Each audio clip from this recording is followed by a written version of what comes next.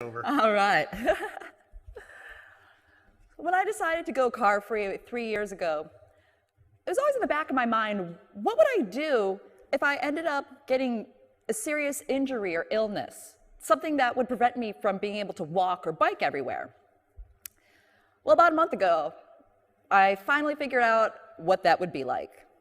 I injured my knee in my martial arts training, and it has not been a good experience. The first week especially was incredibly rough.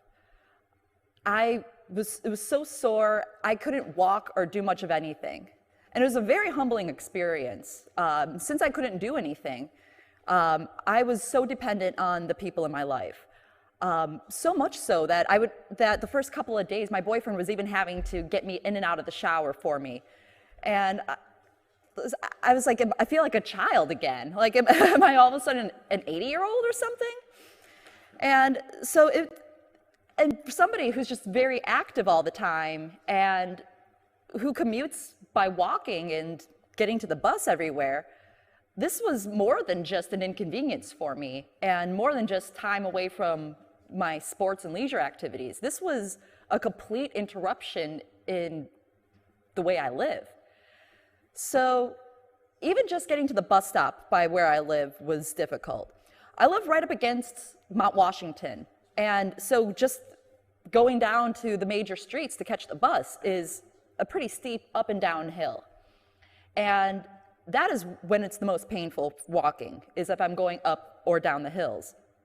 So I have gotten to be very dependent on the ride-sharing services like Uber and Lyft, which has not been very great for my bank account. I keep reminding myself that all the money I've been saving for these years without having a car, now this is the time that I'm making up for it. So it's been difficult, but I'm figuring it out. And so it's gotten to the point now, since my injury is about a month old, where I can actually walk short distances now. So I'm choosing to take the bus home from work. And even that is kind of difficult because I work in the Bunker Hill part of downtown and the most inaccessible part of Bunker Hill. So it's a very steep walk uphill, about roughly 2/3 of a mile. And that, like I mentioned, that's when it's the most painful, going up and down the hills. So just to get to work, I have to walk about 2/3 of a mile to Figueroa Avenue to catch the 81 into downtown, and then another 2/3 of a mile up Bunker Hill.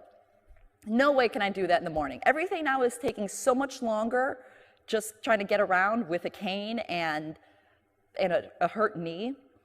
So I've still been taking Lyft to work and taking the bus home. And luckily, I found a little way to avoid the hill itself. I found that if I go through the loading dock of the building I work in, I'm able to get to 3rd and Flower in downtown, and then I'm able to just walk through the 3rd Street Tunnel to my bus stop. Not ideal. I don't really care for walking through the 3rd Street Tunnel, but that's still a lot better than walking down the hill. So I'm really, really hoping for a quick recovery, and all things considered, it could have been a lot worse. My knee was just kind of twisted and sprained, nothing terribly torn or anything. So I'm not going to need surgery. I just need some rest and light exercise. But for somebody who has an active lifestyle and who gets around by walking everywhere, this has taken a heck of a toll. But I just keep reminding myself that's the price I pay for the lifestyle I live. And it's not going to be too much longer before I can get back to my normal life. And the more rest and light exercise I do, the better off I'm going to be. Thanks.